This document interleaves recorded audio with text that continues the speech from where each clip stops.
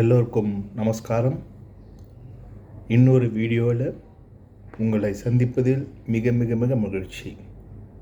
இந்த பக்தி சங்கமம் யூடியூப் சேனல் மூலிமா பல விஷயங்களை பகிர்ந்து கொள்ளணும் என்ற நோக்கத்தோடு அடியேன் சிறு முயற்சி எடுத்து இந்த சேனலை உருவாக்கியிருக்கேன். உங்களுடைய சப்போர்ட் இல்லாமல் என்னால் எதுவும் பண்ண முடியாது. அதனால் நாம் போகிற எஃபோர்ட் எல்லாம் உங்களுக்கு வரணுன்னா நீங்கள் சப்ஸ்கிரைப் பண்ணி தெரிஞ்ச ஆட்களாக ஷேர் பண்ணுங்க, லைக் பட்டன் கிளிக் பண்ணி என்னை ஆசீர்வாதம் செய்யும்படி கேட்டுக்கொள்கிறேன். இப்போது நான் எடுத்திருக்க தலைப்பு, பக்தி எப்படி நம் உடல் நலத்தை காக்கிறது இல்லையா? அந்த காலத்தை சொல்வா, நீங்களே பார்க்கலாம்.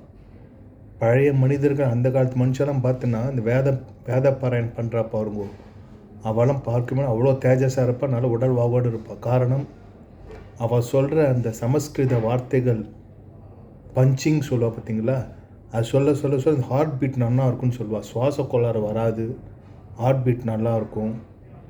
அதே மாதிரி தேஜஸ் கூடிகிட்டே போகும். அதனால அந்த காலத்தில் இருக்கிறவெல்லாம் பார்த்தா இந்த பக்தி என்ன சொல்கிறது, கோயில் குருக்கள், பட்டாச்சாரியார், இவெல்லாம் வயசானவெல்லாம் பார்த்து ரொம்ப தேஜஸாக இருப்பாள், இன்னும் நன்னா இருப்பாள், பொலிவோடு இருப்பாள். காரணம், அவள் சொல்கிற மந்திரங்கள், பகவானுடைய நாமாக்கள். அதனால தான் நம்ம இந்து மதத்தை பார்த்து வச்சுக்கோங்களேன், ஒரு கோயிலில் போய் தீர்த்தம் வாங்கி சாப்பிட்றோம், பெருமாள் கோயிலில், அந்த தீர்த்தத்தை துளசி கலந்துருப்பாள். அவ்வளோ துளசி தீர்த்தம் சாப்பிட சாப்பிட உடம்பு தூய்மையாகிடுது இல்லையா? அதே மாதிரி மார்கழி மாதம் பொங்கல் கொடுப்பாள். சில பேர் கிண்டல் அடிப்பாள், ஆனால் கோயிலுக்கு போய் பொங்கல் சாப்பிட்டியா அப்படின்னு சொல்லுவாள். ஆனால் அந்த பொங்கலில் இருக்கின்ற அந்த மிளகுகள், சீரகம், இவெல்லாமே மெடிசின், நம்மளுக்கு உடம்புக்கு அவ்வளோ நல்லது. மார்கழி மாதம் நகர சங்கீர்த்தன் பண்ணுவோம் காலங்காத்தால். அந்த தூய்மையான காற்று, அந்த காற்றுக்கு மிஞ்சுவதை போல் நாம் பாடுகின்ற பாடல்கள், இவை எல்லாமே என்னாகும், மனசை தூய்மைப்படுத்தி நம்மளோட ஹார்ட் பீட் நல்லா வச்சுக்கோன்னு சொல்லுவாள். பகவான் நாம் வாயை திறந்து பாட பாட பாட பாட ஹார்ட் பீட் நல்லா இருக்கும். அதே மாதிரி பார்த்து ஒரு அற்புதமான ஒரு விஷயம் என்னென்னா, சில பாகவதெல்லாம் சொல்லியிருக்கா, அதை நான் கேட்டிருக்கேன். இந்த ராதா கல்யாணம், சீதா கல்யாணம், இதெல்லாம் பொம்மை நான் கேட்டிருக்கேன். திவ்ய நாம சங்கீர்த்தனம், தீப பிரதட்சம்னு சொல்லுவா பாருங்க. தீபத்தை பெருமாள் ஆவாகனம் பண்ணி அந்த தீப பிரதட்சம் சுற்றி சுற்றி நர்த்தனம் பண்ணுவாள். அதற்கு சில வழிமுறைகள் இருக்குது, கண்ணாமனா நாட முடியாது.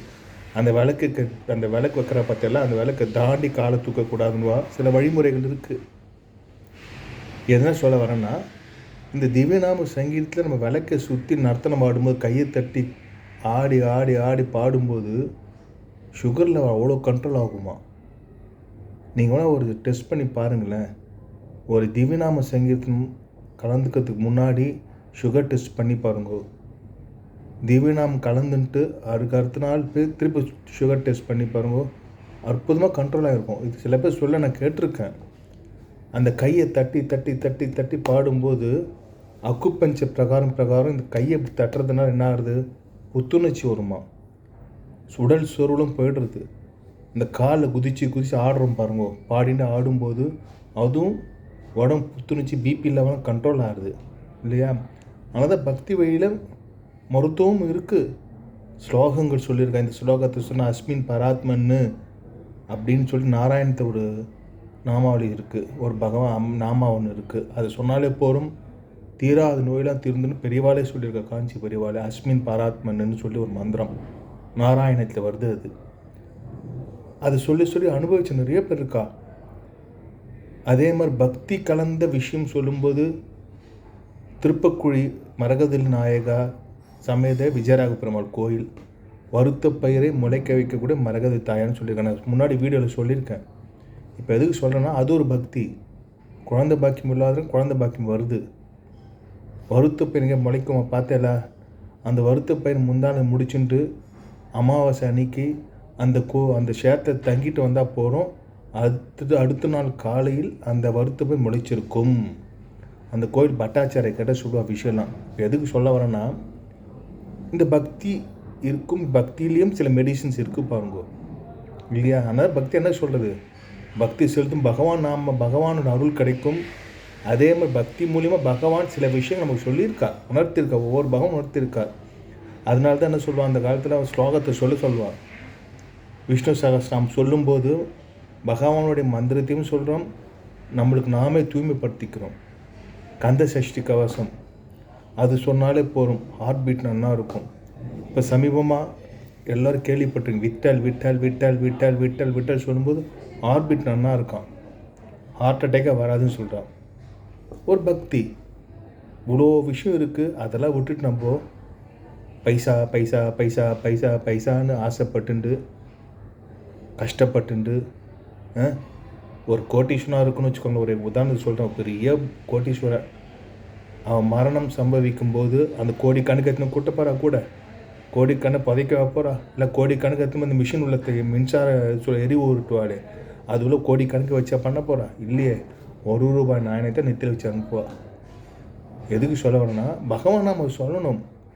சொல்ல சொல்ல நம்மளுக்கு உடம்புல ஒரு மருந்து கிடைக்கிறது, புத்துணர்ச்சி கிடைக்கிறது, தெம்பு வரும். எவ்வளவோ ஸ்லோகங்கள், எவ்வளவோ நாமாவளிகள். இப்போ சொன்ன பற்றி விட்டல் விட்டல் விட்டல் விட்டல் அது சொன்னாலே போகிறோம். ஒரு 108 தடவை சொல்லணும். 108 காயத்ரி சொன்னாலும் மனசு தூய்மையாதுன்னு சொல்கிறா பாருங்க. உஞ்சவர்த்தி பாகவதெல்லாம் இருக்கா பார்த்தேல, அவளாம் கிட்டத்தட்ட எனக்கு தெரிஞ்சு எவ்வளவோ எண்ணிக்கை சொல்லுவாள் ராமநாமத்தை.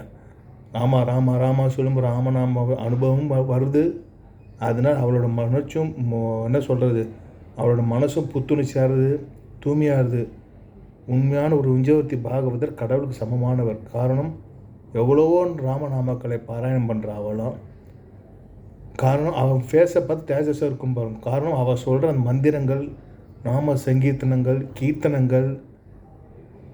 அவளை அந்த காலத்தில் இந்த தீப பிரதர்ஷனம் எப்படி ஆடுவா தெரியுமா? கையை தட்டி அமக்கலமாக ஆடும். இப்போ கூட ஆடுறான், நிறைய ஆடுறான். எவ்வளோ பாகவதெல்லாம் இருக்கா, அற்புதமாக மக்களை ஆட வச்சுட்டு. நம்ம நினைக்கிறோம் டான்ஸ் ஆட டான்ஸ் ஆட டான்ஸ் ஆடினா, அது டான்ஸு கிடையாது, உடம்புக்கான ஒரு பயிற்சி. பகவநாம சொல்லிட்டு ஆனந்தமாக ஆடுறோம் பாருங்க. அதில் காலை குதிக்கும்போது உள்ளங்கால்லேருந்து நரம்புக்கள்லாம் நல்லா இருக்கும். கால் நரம்பு பிரெயின் போகிறதுன்னு சொல்லுவாள், கைகளில் இருக்க நரம்புலாம் பிரெயின் போகிறதுன்னு சொல்லுவாள். இந்த கையை தட்டி தட்டி தட்டி தட்டி குதித்து குதித்து ஆடும்போது மனசு புத்துணர்ச்சியாக இருக்குது. அதனால தான் நம்முடைய இந்து மதத்திலும் சரி, எந்த மதத்திலும் சரி, அந்த மந்திரங்களை நன்றாக சொல்லும் பொழுது மனசு தூய்மையாக தான் அந்த காலத்தில் சொல்லி வச்சுருக்கா, பழக்கப்படுத்தியிருக்கா. அதனால் சொல்லும் பாருங்க, அந்த காலத்து மனுஷெல்லாம் எப்படி இருக்கா பார்த்தாலும் சொல்லுவோம், பேச்சு வாக்கில் சொல்கிறேன். ஆனால் இப்போ முடியுறதா, ஒரு 4 படி ஏறினா நம்மளுக்கு மூச்சு வாங்குறது. ஒன்று லிஃப்ட்டு போடுறோம், 2வது ஃபஸ்ட்டு ஃப்ளோர் போட்டு லிஃப்ட்டு தேடின்னு போகிறோம், ஏற முடிய மாட்டேன்றது. காரணம், நமக்கு எந்த ஒரு பயிற்சியும் கிடையாது.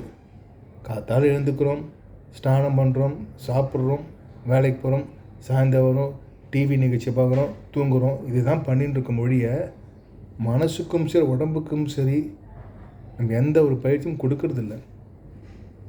அதுக்கோசம் ஃபுல்லாக பயிற்சியை பண்ணிட்டு இருக்கணும், ஃபுல்லாக இதோ பண்ணணுன்றத.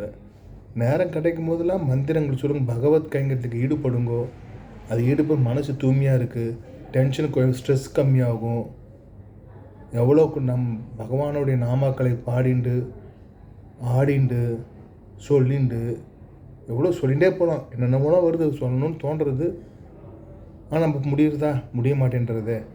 அதனால தான் நம்ம இந்து தர்மத்தில் சொல்லியிருக்க ஒவ்வொரு பாயிண்ட்டும் நம் உடம்பை தூய்மைப்படுத்தக்கூடிய ஒரு அற்புதமான விஷயங்கள் என்று சொல்லி அடுத்த ஒரு வீடியோவில் உங்களை சந்திக்கிறேன்.